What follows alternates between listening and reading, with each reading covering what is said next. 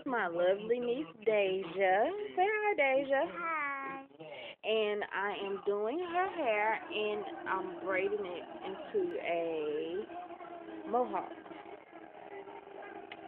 As you can see, turn around here.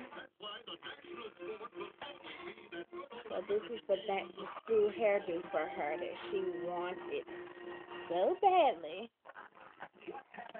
So after this, I'm still in the process. As you can see, she has a lot of hair. As you can see,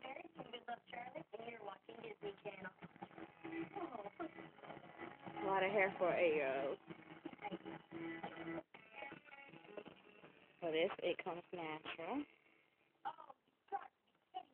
I'm trying to take you down. No.